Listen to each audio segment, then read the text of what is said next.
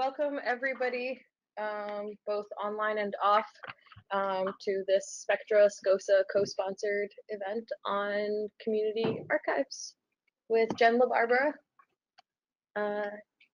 And do you want to introduce Jen, or Jen, would you like to introduce yourself? I'm up for either. Cool. So I met Jen in Colorado through activism with Planned Parenthood and other identity-based activism stuff that we were both involved in. And then have just been following the really incredible work she's been doing from afar. Jen, could you tell us about yourself? Sure. And just FYI, I am at home because it is 8 a.m. in California. So you may see a cat here or there. Excellent. Because librarian and queer. So yeah, so so as Anne said, we met actually when we were co-leading chants at the Pride Parade in Denver. So I was working for NARAL Pro-Choice Colorado, and Anne was volunteering with Planned Parenthood. And so that's kind of my background is in organizing land, and then I burnt out mostly because I was always the only queer woman of color in the room. And so then I went to library school. I didn't want to leave Colorado, so I went to the University of Denver and got my master's in library science with a theoretically within focus on archives, but we were kind of lacking in we were in between archives related professors. So our faculty was mostly a lot of adjuncts, which was honestly great. But yeah, so we can talk about master's programs overall. But then I kind of found a way to merge my previous life as an organizer with my at that point current life as a librarian archivist. And so I ended up at Lambda Archives of San Diego, which is a do you want me to explain Lambda? That would be great. Yes, please.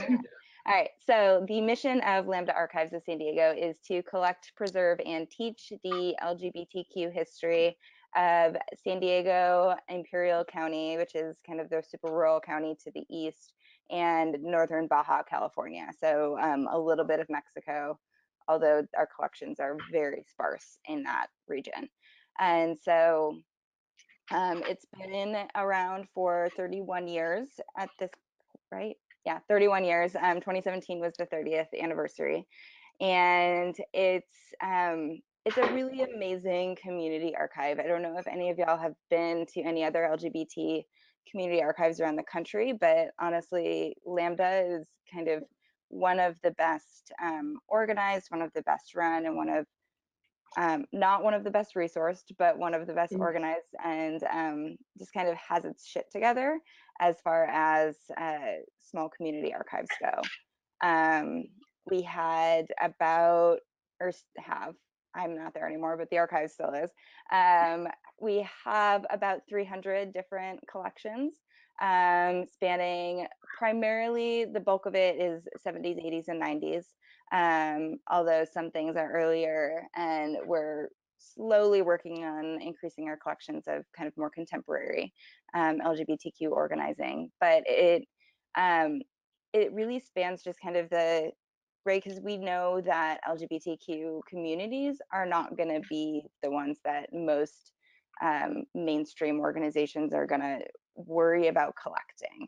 So, right, the San Diego History Center is now wonderful, but that's very recent. Like, they're actually giving a shit about LGBTQ communities, but 10, 20 years ago, they were not going to be the ones that were collecting materials from the Blood Sisters, which was an ad hoc group of women that came out of the San Diego Democratic Club when they realized that most of their like brothers and organizers within that club were dying of AIDS, and they did not have the blood supplies because gay men were at that point, of course, barred from giving blood. So they actually created this incredible movement, and events where they had 200 plus women giving blood to a bank specifically for HIV positive people in San Diego. And like that history only lives at Lambda Archives.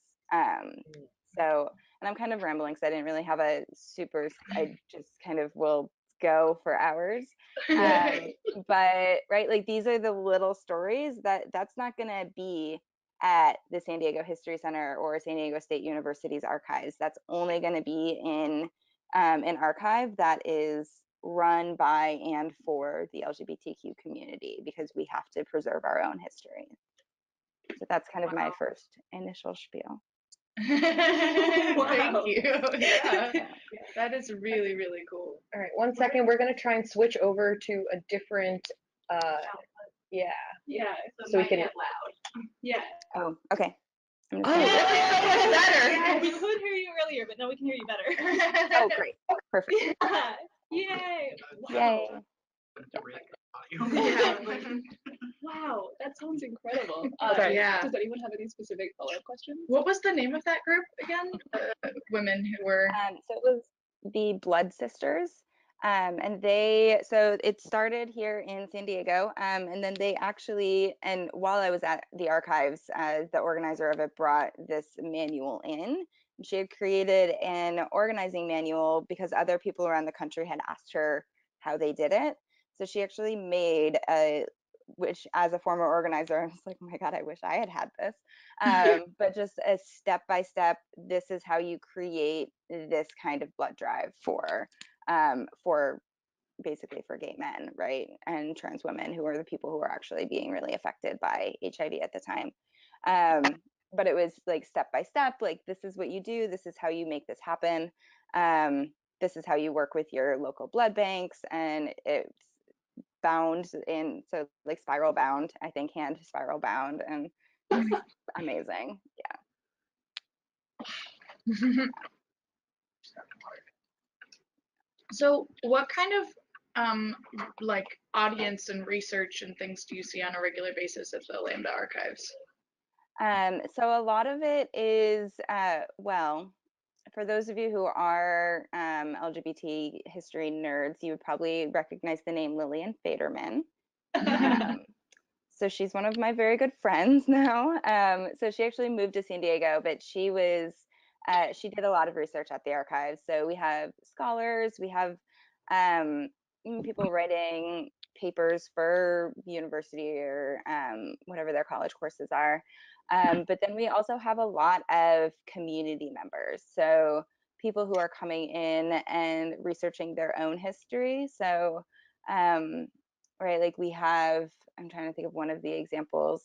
So there's a surprising number of LGBT sports organizations in San Diego. And so they were this pool league, like pool as in billiards.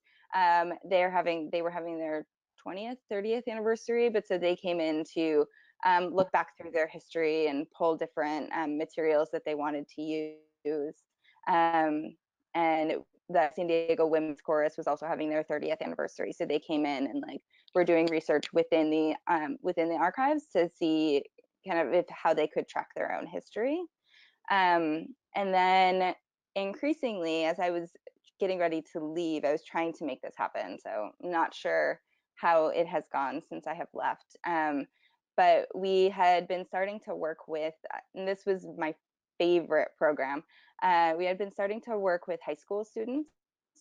So they would come and for like a day-long field trip, and they would split into two groups of about 12 to 15. And the first group would, and so they would switch, but so one group would go and do this historic walking tour of the neighborhood of San Diego that our operations manager was doing. And then the other group would come into the archives, and I would kind of give them, it's basically like a primary source research lesson, but then let them go through 5 different collections that I had pulled for them, and they got to read through them and kind of make their own connections and make their own and do a share out afterwards. And so this one group did so, and it was kind of hit or miss on whether they really got it or gave a shit about it. But this one group came in, and it was right after the first Women's March last year, right? It's currently 2018. So yeah, 2017, right after the Women's March. And so I'd given, one of the collections I had pulled was materials from the 1987 LGBT March on Washington, or lesbian and gay at that point, because we didn't realize that bi and trans people existed as a larger movement. Bi and trans people have always been actually doing the work, but were not really recognized until a little bit more recently. But so I gave them this collection of the San Diego chapter that went out to Washington, D.C. for this 1987 march. And they had been looking through it, and without me having to prompt them on this, because this is where I had wanted them to get to anyway, was that they made that connection between 1987 activism. They're like, oh, this sounds really similar to what just happened at the Women's March. And I wonder if we had looked at this prior to doing this organizing, if maybe something would, like, we would have been able to figure out like other chants, and could we use these chants? And because we had like the chant list of things that we said and did, and I was 2 years old in 1987, but it was that they got it, and they got that connection between previous activism and current activism. And that, I think, is where the hidden potential of community archives really lives, is in this ability. You can look back, because this shit we're going through right now is not new. Our community has been through far worse, and far, like, it's awful and it's horrible and people are dying, and we've also done this before. This is not new for us as marginalized people. And so, you know, there's a lot of devastation in archives of marginalized groups, right? Like, a good half of a generation of men died in the HIV and AIDS crisis. And there's also a lot of resilience in those papers. And there's a lot of ideas that we can pull forward into our current activism and what we're doing right now to try and make the world a better place. And so I think that's why I went into community archives in the first place, because I'd been working for this pro-choice organization that had no fucking idea what our history was. Also, sorry, I realize this is being recorded, and I'm just thank you for being yourself. Yeah. But like, we had no idea what our history was, and we were just kind of and as I was talking to some of our older activists, they were like, yeah, we did this already. And I'm like, wait, but why are we then reinventing a wheel? If y'all have already done this and you either did it successfully or not, but great, let's actually look at that. Let's pay attention to what our history is and be better from that. And so that's what I tried to create, the platform I tried to give to Lambda Archives within the larger LGBTQ community in San Diego was, hey, this is our history. We've already done a lot of this. Let's look at it and see what was successful, what wasn't. And if we can pull it forward or change it or do something a little bit differently, great. Like, let's do that, but let's not reinvent a wheel to get to there, because we are so much better than that, and we have so many other resources we're not using. Yeah. Where do you work? And I didn't hear that. Oh, sorry, it's the Lambda Archives in San Diego. So previously, for 3 years, Jen was the head archivist there. Okay. And then I'm assuming they are an LGBT focused archive? Yep. Yes. Okay. Yeah. Yes. Yeah, and so now I work for San Diego Pride, and so we get to support the archives, and wow. I still get to like do history nerdy things every so often, like do little presentations and you know, pull in some of the stories that I know because I worked at the archives, but I get to run all of our youth programs, all of our education and advocacy programs. So it's kind of like I've come back to a nonprofit organizer world, but with a librarian bent. What other questions y'all have? Yeah. Do you have any advice for someone researching pre-World War II queer history? Because that is my big area. Good luck. But yeah, so it's super sparse, right? Because we didn't use those, our community didn't use the same words that we use right now. Right. And so, right, so when you do historical research that's beyond our current time period, even in the 50s, we didn't use the words that we use right now. Gay was this umbrella term that encompassed everybody. It covered trans people and lesbians and bisexual people and gay men as well, right? Like that was the umbrella term. So, and that wasn't even that long ago. So pre-World War II, I've been thesaurus of terms throughout the 20th century. So fun. Oh, there is one. There's an online archive like of things that oh my gosh. History.org? I don't know what it is, but it was like lists of things that lesbians have been called. I'll find it for you. Yes, please. oh, There were like several. yes, Yeah. that's amazing. Yeah, Yeah. right. So like you kind of have to do this coded research when you're doing historical research about our community and kind of find the terms that might have been. And you also, it's hard too to assign a sexuality to somebody who's no longer alive and would not have used the words that we use now. And so it's kind of a hard line to walk that honestly, I don't think LGBT historians have figured out how to walk yet. So some of them, like I know Lillian Faderman tries very hard to just use the words of the time, and that works kind of, but then also some historians try to use our current words to make it a little bit more understandable to a contemporary audience. But yeah, it's hard because right, it's not like we were proud and out and proud. There were a few of us, but not that many. So yeah, it's way easier to do research on like the more contemporary LGBT movement, or when it became a movement that was trackable and you could write history about. Right. Yeah. So I'm interested in getting into community archives, but I've seen like more different kinds of critiques or limitations with the idea of pursuing that as a field.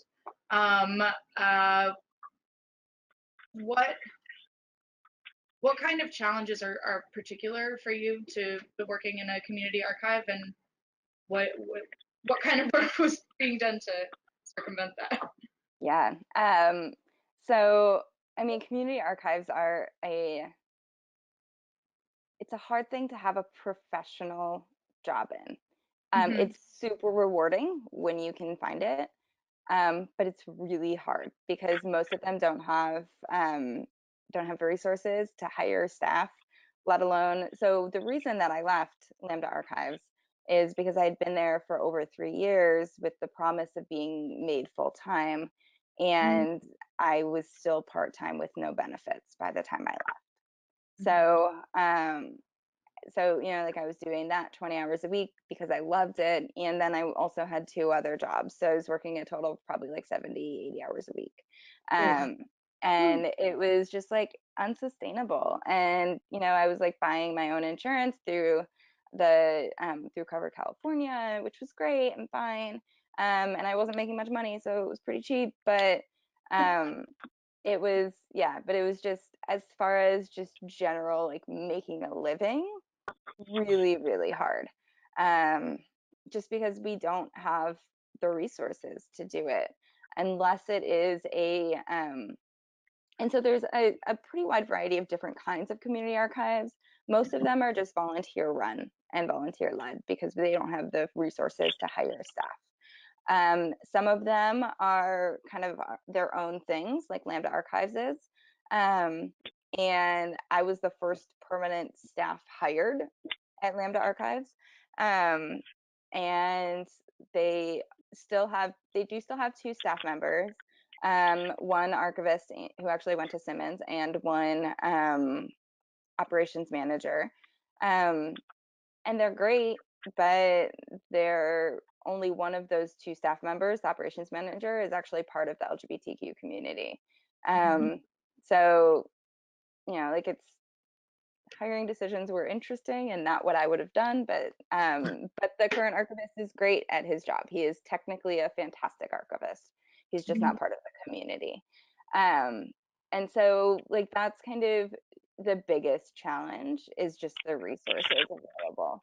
And you can cobble things together, and you can be real grassrootsy about it and just kind of make things work.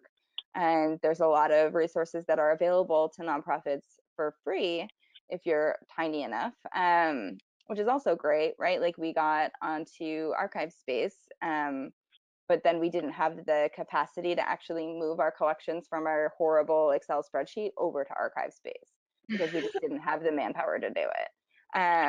And so they're still, as far as I know, in the Excel spreadsheet, which works-ish. Yeah.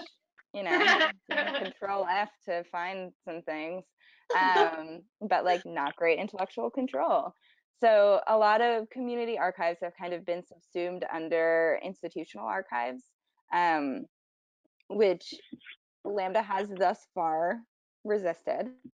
But it's very possible that maybe it will be under the auspices of San Diego State University, who has a lot more resources, lots of actually paid archivists, and like databases and resources to be used. And so I think that's kind of the biggest challenge that you're going to face, is getting in and having a job that pays you. Because honestly, most likely it may not happen, especially not right away. I was super lucky in that I was offered this job right out of my residency. So I did NDSR, the National Digital Stewardship Residency, over at Northeastern, and I actually ended that early to come out to San Diego to work at Lambda Archives. But I was honestly surprised that I had gotten that job, because I knew that getting a job in a community archive that you care deeply about is very difficult, because there's just not many of them, because not many of them can pay people. So the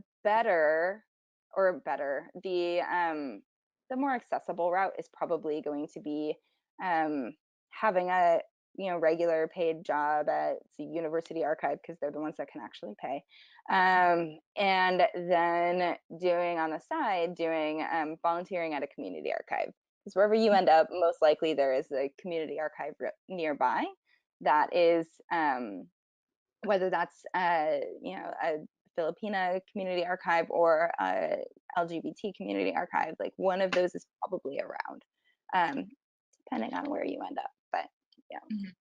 Like, I don't know what you mean community archive, but I was gonna say like my undergrad university, their archives was extremely community centered focus, like the whole, like not a specific community, but like the whole like county community. So like I don't know if that would be like a way you look, because it's not just the university, it's the whole community. Yeah, I think in general it's also kind of a confusing term that there are a lot of varying definitions of. And often when I think about it, I've heard it used to describe more like the Lambda Archive, like marginalized communities that are creating their own archive for themselves. Like yeah. Okay, so that's Yeah, that's more what I mean. But there's a lot of, I've read some interesting articles that like complicate the idea that we should be defining a community archive at all, and should instead just be like keeping it as an archive, because community archive in itself has some weird connotations anyway. But that's the kind of work I'm describing. Yeah, I'd have to look up. Jarrett Drake wrote about it. Oh yes, I love Jarrett. I actually did a co-keynote with him at UCLA a few years ago. He's amazing. Yeah. But yeah, so he and I have talked about that at length as well. But yeah, so overall, community archive versus institutional archive are kind of like the two differentiating factors that I think about when I think about different archives. And usually that's kind of a lot based on the resources and the backing of it. So an institutional archive, like your undergrad that was community focused, it's still an institutional archive. It's an archive that lives within an institution. The collections that it has are kind of secondary. So they may have community-based collections, right? Like Northeastern University has some amazing community-based collections, but they're not a community archive. The History Project, which is Boston's LGBT archive, is a community archive. They are like kind of on their own, they're their own thing. Okay, I get the. So related to not reinventing the wheel, what, I don't even know quite how I'm phrasing this question, but like, what can community archives learn from each other so that they don't do that?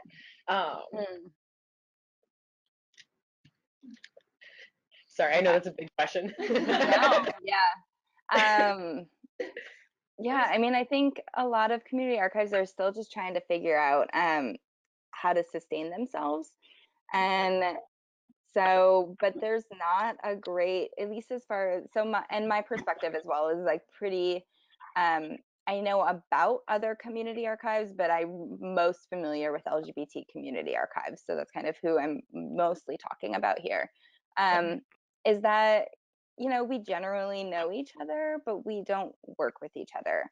And there's not a good, right? So you have like, cat that catalogs all the books in all of the libraries, and you can just go there and know what book is where. Archives don't have that, and we don't have that in general in institutional archives, and we don't have that for sure in community archives level either. So you know, like there's a lot of growth that we still need to make, so there isn't even something to learn from each other because none of us have figured out how to do it yet. Like how to have meaningful connections archive to archive, because we've kind of done it here and there on an ad hoc basis for the most part, like doing it on one-off events that may be happening. But otherwise, it's, yeah, we're all just kind of struggling so hard to just maintain ourselves, that making connections to other institutions, other archives is not often a priority, which is a way that, right, this is kind of how we shoot ourselves in the foot, is that we're focused so much on ourselves and fixing our own problems, and kind of the places that we're lacking, the places that we're struggling, that we're not reaching out to other archives who may have already figured out how to get through that particular problem and are now on something else. So yeah, I would say if there were a way to, within the capacity of current community archives, which is pretty minimal, but if there were a way for us all to you know, actually really meaningfully connect, not just on a cesspool of a Facebook group, or not talking about anything in particular here, but right, like a meaningful connection, which we build a little bit when we can go to conferences and when we can make one-on-one connections with each other. But yeah, and I don't know exactly what that looks like, what that network looks like, of a way to really actually just lean on each other. But I think that that's one thing that is very much needed within community archives land right now, that is not, to my knowledge, is not currently happening. Yeah, thanks. Hi, Jen. Let me ask you a question. Two are closely related to each other. So one is, in your 20-hour per week's job there at Lambda, how much time did you spend, let's say, looking for outside sources of funding? If you spend any time doing that, whether it's a grant or trying to find, I guess, patrons that might contribute. And I guess the second question is, you know, what was the audience archives, like your regular patron, like was it just researchers, or was it people who had been living in the area for a long time who wanted to kind of reminisce on their experiences, like people who were maybe lives were recorded in the archives, and these two groups, I guess, sort of formal professional ways of finding funding, and the patrons of the archives. Did these two ever come together? Did you ever try to get funding from those who use the archives for their research, or just find out about what happened to their friends? Yeah. So yes, to the latter. So it was, yes, both researchers and um, once we did have a production company who wanted to like make a movie, and they gave us money, which was great.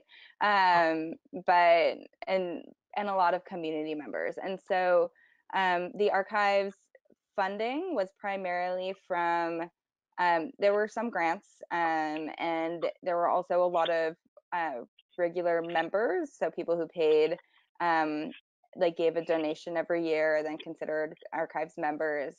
Um, but given our capacity, we weren't really able to keep that kind of fundraising up from the individual donation side, which definitely hurt us a lot. The inability to kind of maintain that membership database was a huge blow to us, because there's a lot of people who wanted to give us money, loved the work we were doing, but if we don't have and this is just basic like nonprofit structure, that you have to actually ask people for money in order to get it. And if we don't have the capacity for somebody to go through our list of donors and ask them for money, they're not going to give us money. They might, because they might like just know that we need it, but if you're not making your case, then you're not going to get funding. So I didn't do a lot of the individual donor asks. That was in theory our board members' responsibility. We had a working board, so they were doing some of the like administrative work of running a nonprofit organization. But I did spend a pretty good amount of time researching and writing grants. So the percentage of time in which I was actually doing what you would consider to be archives work was probably maybe 25% of my job. The rest was administrative stuff, and which was very sad because I really love my collections like a lot. But I didn't have time to go process them. I didn't have time to actually like turn things from our Excel spreadsheet into archive space in a way that made sense. And like I made a bunch of stubs of collection records in the hopes that somebody would come in and fill them out. And I don't know if that's ever happened. And so it was, yeah, like I didn't really get to do the processing, but I did do a lot of grant writing and researching grants and finding people that wanted to support the work that we were doing. We did fall into that trap that a lot of nonprofits fall into, which is like writing a program for a grant, which then meant that there was another program I had to do. I didn't have time, funding for it, so I had to do it. And like it was, and so there was also like a lot of community outreach that we did, which I think is one of the other things that really sets community archives apart from institutional archives, is that you do a lot of at least we did a lot of community outreach. So that looked like a regular series of events called Out at the Archives, where we highlighted a specific story and kind of pulled in some materials from our archives and then had panelists who lived that history. So we, right, like San Diego's a huge military town. So we had a panel about Don't Ask, Don't Tell, and we had service members who were in during Don't Ask, Don't Tell, who got dismissed during Don't Ask, Don't Tell, and current service members that are out in the military. And then we also brought in some of the collections that we had from so one of the lawyers that did a lot of the lawsuits and litigation around DADT actually is in San Diego. So we had a lot of her papers, right? So like we did that, but putting that event on also takes like the majority of my time in the weeks leading up to that, like recruiting the panelists and pulling the materials and finding the space and doing like all of the logistics that go into creating an event, and like then promoting it and doing publicity, right? So like I was an archivist and I was doing some archive stuff and I was supervising some interns that were actually able to do the processing that I wish I had been able to do, but I wasn't doing it, which was hard and weird, and I felt very distant from my collections as well, which is a very long answer to your question about funding, but it's kind of where we ended up. but yes, so be prepared to also write a lot of grants, which is not nearly as scary as anybody thinks it is. You don't need to take a whole course on it, but do if it's available.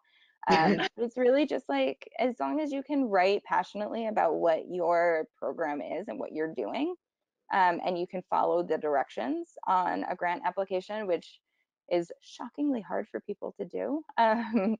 Then Pride actually runs a grant program as well, and so we're reviewing a lot of grant applications, and the number of applicants that just like didn't follow directions is astonishing.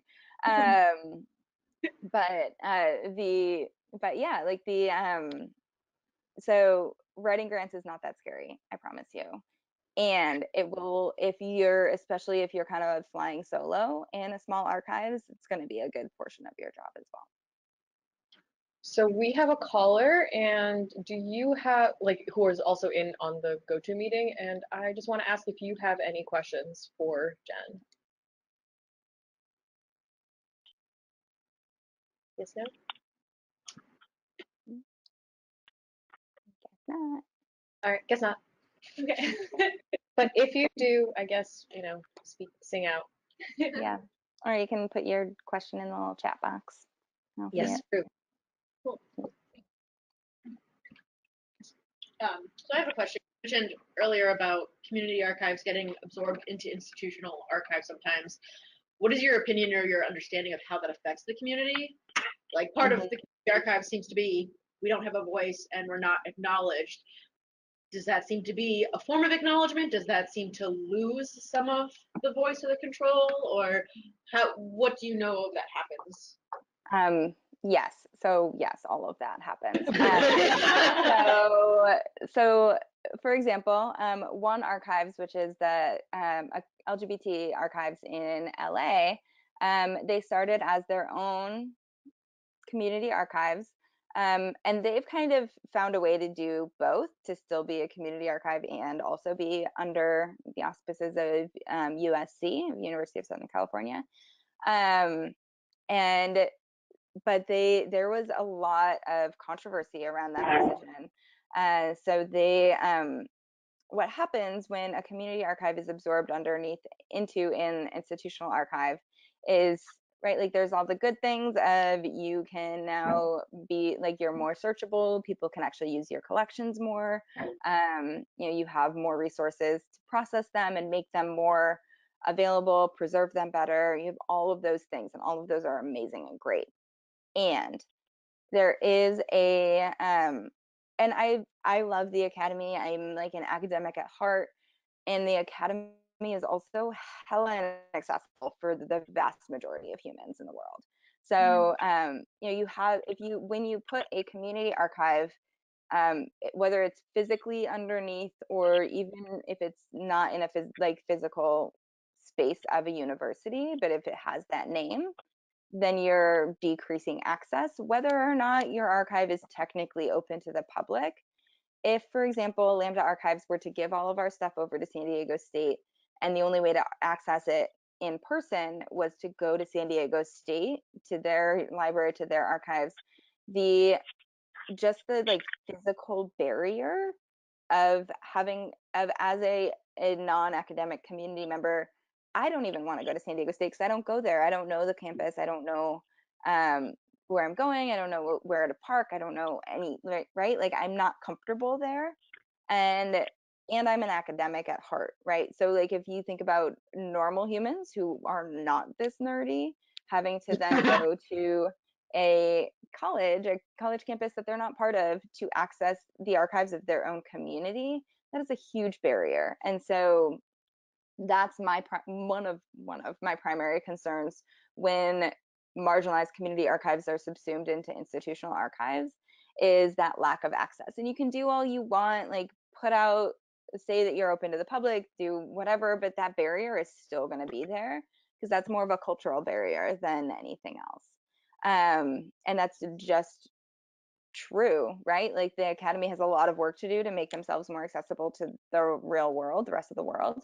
And until they do that, subsuming a marginalized community archive underneath an institutional archive is going to decrease access to those collections. And if it's right, like digital collections are going to be more accessible, which is fantastic. And that's not the entirety of an archive. And saying, oh, why can't you just digitize your whole collections? Like, I assume that you all know exactly how frustrating and really that is. So, right, so like that's a barrier. And the fact that San Diego State would even want to is kind of a big deal, right? Like, oh, you now you want LGBT collections, you value it as part of our history. Like that is super validating, and there is something to be said for that too. So we actually have, for the next like 12 months, 13 months, we have a like brand new, I guess not brand new anymore, it's 5 months old, but a first of its kind, huge exhibit, 3,000 square foot exhibit of LGBTQ history at the San Diego History Center, which is in Balboa Park, which is like the gem of San Diego. It has 16 museums within the park. And the San Diego History Center is like the history of San Diego. And they approached Lambda Archives. They wanted this history. They wanted to tell this story. And that's hella validating, and that's amazing that they wanted that story. And I want it to be on display there, and so we helped to create, I mean, all of the materials almost are from Lambda Archives. And we curated the whole thing. I worked with Lillian to like curate this whole exhibit that has different like topics, right? Like they have 8 different topics that they kind of go through, and then a family room, and it's amazing. It's in a fantastic exhibit. And so I want it to be on display, and I never want Lambda Archives collections to be under San Diego History Center, because I want us to have our own space. And that's really important still, because as much as people like say that they like gay people now, and like at least Massachusetts on Tuesday decided that trans people are okay too and can pee where they need to, which is great.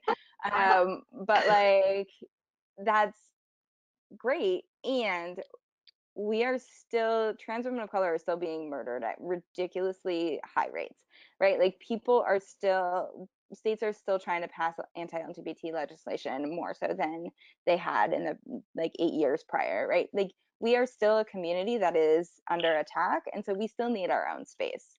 And I think it's important that we always have our own space too, because it's to really honor that history and to honor the elders in our community who still want to be in an LGBT space when they're looking at their own stories.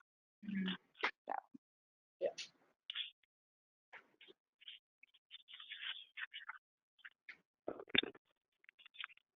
What else you got? I have more questions. I'm just getting and giving other people an opportunity. Okay. So how is 70 hours per week? For all of you to do that 3 years? Yes. Yeah. Mm-hmm. So how did you split that up? You worked on so many. Yeah. I mean, I had a partner for a couple of those years. And we broke up not because of this, but yeah, it was, I don't know how I did it, honestly. I still work about 60 to 70 hours a week, but it's at one job, which makes a huge difference. Because I think the hardest part was like switching my brain over from one thing to another, and then it took a little bit of time to. And my other 2 jobs were pretty easy. I was working at the Natural History Museum as I did both front desk, and then I worked security. I was a badass security guard. But like, so that it required a little bit of a switch over in my brain, but it didn't require a whole lot of intellectual processing so much. But then switching back over to archives land was really hard to like get my brain back into that mode of, oh, okay, now I'm doing this project this week, and like working on this and this. It was difficult, and I think that was harder, almost harder than the number of hours I was working, was like this switching from one thing to another. So yeah, not great, but you know, it's the hustle is real, and San Diego is expensive, and yeah.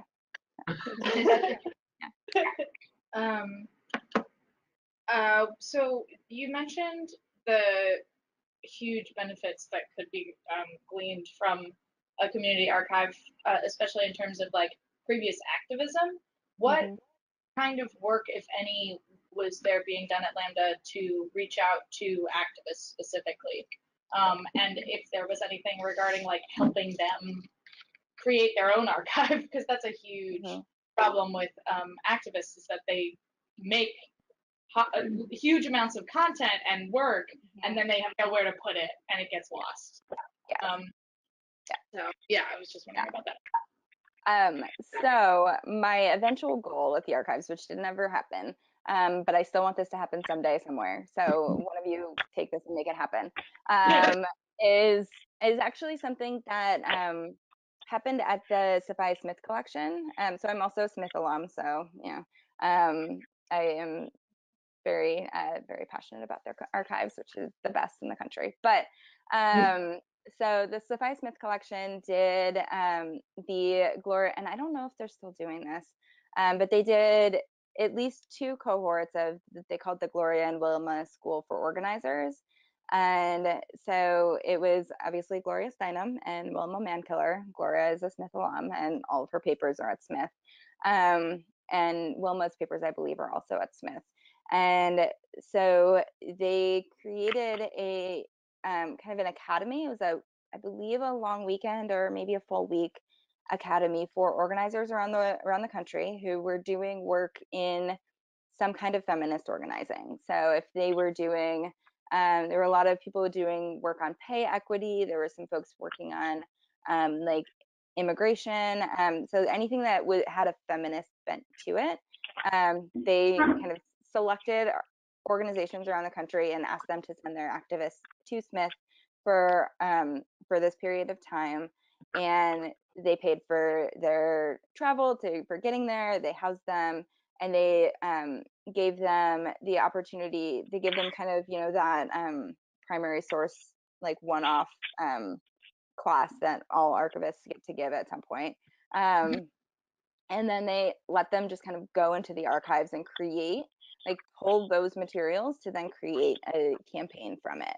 And I know I don't remember the organization's name anymore, but there was an organization in Boston that had that created a whole campaign around a piece of legislation they were trying to get passed, and they used materials from the archives as part of their one-pager that they gave to legislators when they were lobbying, of like, this is what happened in this year, and this is what happened in this year, and look at this picture from this year, and like, this is where the arc of our history is going. So let's be part of that history like this. And I don't remember the details of it anymore, so I'm sorry I can't be more specific, but I believe it was around around working women. I don't remember exactly what employment related things they were doing, but they were able to use those materials and the oral histories that they had done to then create this one pager. And throughout doing that, because they were working with archivists, the archivists at Smith would encourage them to continuously save any of their like meeting notes or drafts of the one pager, and then those materials came back to Smith, and so now that's a collection at the SCoSAA Smith collection.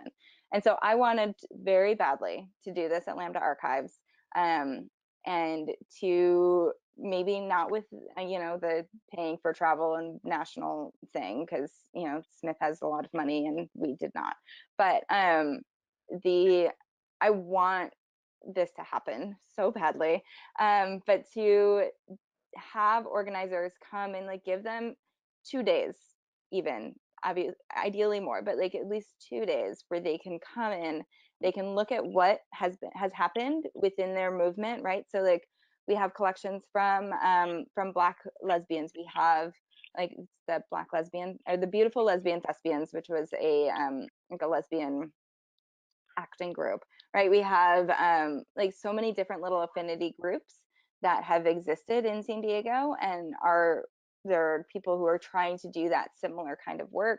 There's a lot of work that has happened that we have documentation of of working to like repeal cross-dressing ordinances and working against police brutality that was based on these cross-dressing ordinances. And like, great, can Black Lives Matter now use that to kind of think about what their accountability practices are going to be with SDPD and other police departments around the region. And so like giving them that time to just come in, learn about their history, really immerse themselves in it, right? That hands-on piece is so important.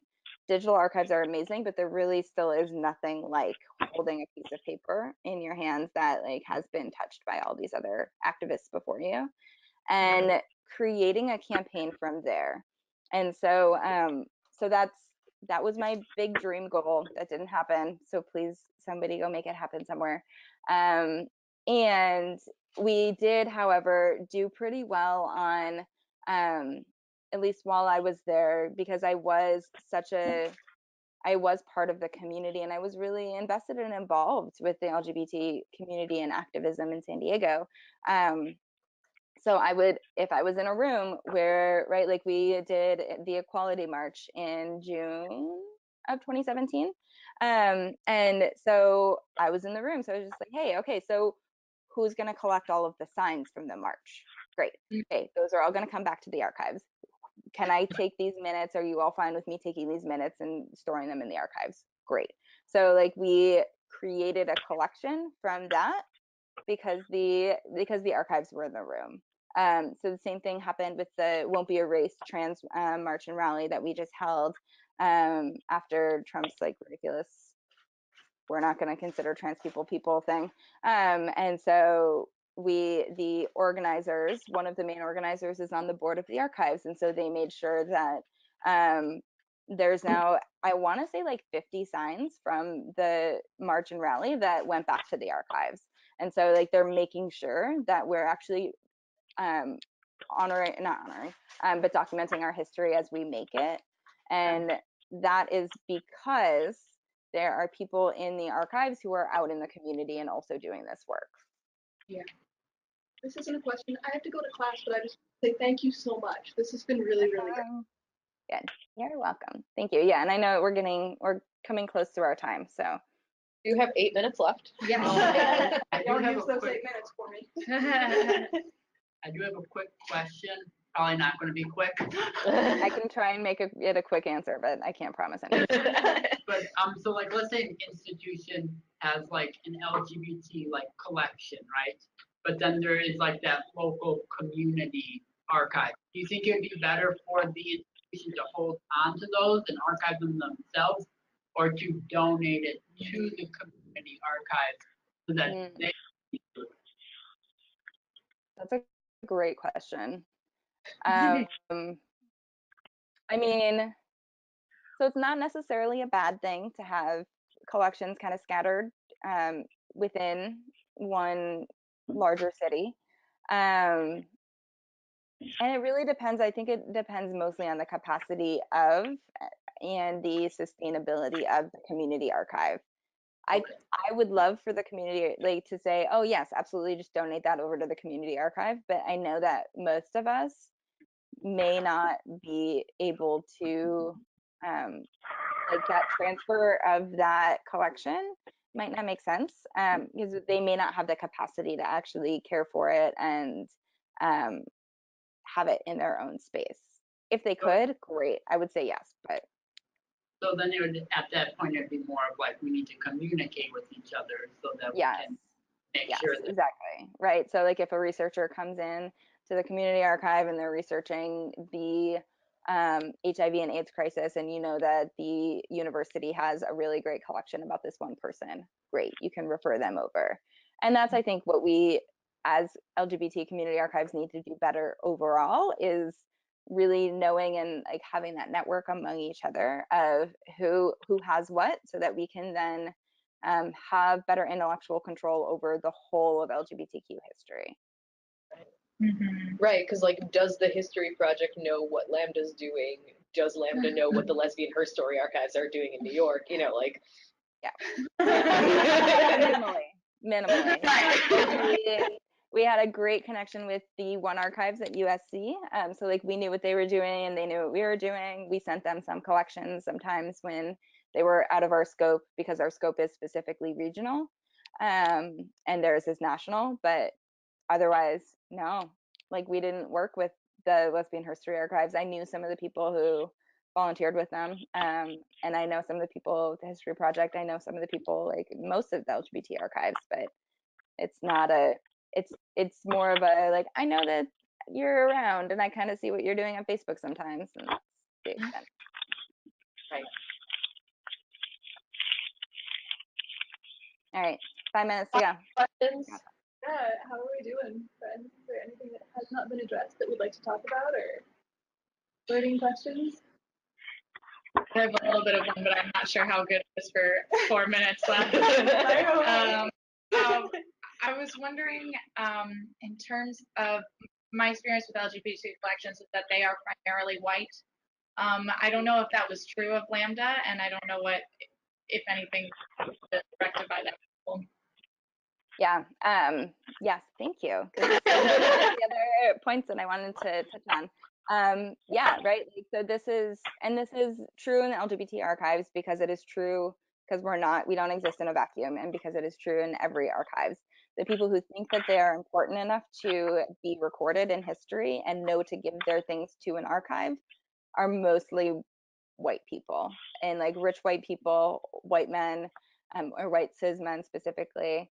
And so, right, like those are the people who kind of started our archives because they thought that they were historically important. And most of the time, women, people of color, we don't consider what we're doing to be historic. We don't realize that it is historic, and so we don't bother recording it or giving it over to an archives. And so, right, so like that's on, and the archives don't, if they're created and started by white men, like white men have a tendency to think that they're the ones that are important, and why would I reach out anywhere else to like get other history? Because I already have the history, it's mine. Right, so that's kind of the problem in all archives, and it is also the problem in LGBTQ archives. We're not immune from that.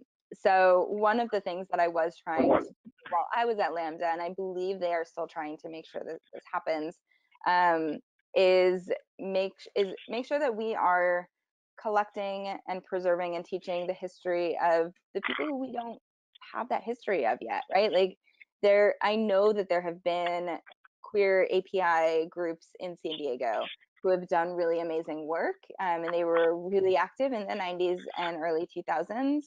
And the only thing that the archives has from them is a few issues of a newsletter called Glass. We don't have the rest of that history. We now have one oral history, but that's kind of it. And so we had been working with a history grad student who was trying to recreate that history of queer API, LGBTQ API folks in San Diego. So they were all, and I think that they're still working on their thesis. They also just moved to New York. So I'm pretty sure that they will eventually finish their thesis and then give us the materials. Right, but like that has to be an active relationship building first, and then an active request for documenting that history, because it was one of the worst, and it is still one of the worst feelings when, and this happened not just with like queer API folks, but with other folks as well, when they're like, hey, do you have anything of this history? And I would look, and we didn't, even though I know it's there and I know it's happened, and Right. the archives doesn't have that documentation. So I'm just like, nope, got nothing actually. Here's a newsletter, that's all. And so that sucks. And it sucks also to like not always see your own self in your own archives. So right, like this happens with people of color, and it also happens a lot with bi people. So Lambda Archives is, to my knowledge, the only, and I may be wrong on this, so to my knowledge, as the only LGBTQ archives that has an explicit bisexual archives subcollection. So we have, right, so like we have the LGBTQ archives, but we have the Bisexual Archives as well. And that currently houses 3 distinct collections. And so like a few people who've been like really influential and kind of big deals in bisexual organizing overall. And we've tried also, but again, a lot of our collections are on process. But if we were to finally process a collection and realize, oh, Linda Lesbian is actually bisexual, great, like I'm gonna move her collection from the regular L 2017.02 over to B, whatever our numbering was, I don't remember, it was a mess, but right, like I'm going to try to make sure that our bisexual collections are actually like labeled and described correctly. There's so many times, and if you go into pretty much any LGBTQ archives, you're gonna find bisexual people who are actually just, when you look at their like tags or keywords, and it's lesbian or gay, because that happens to be who they were dating when they died.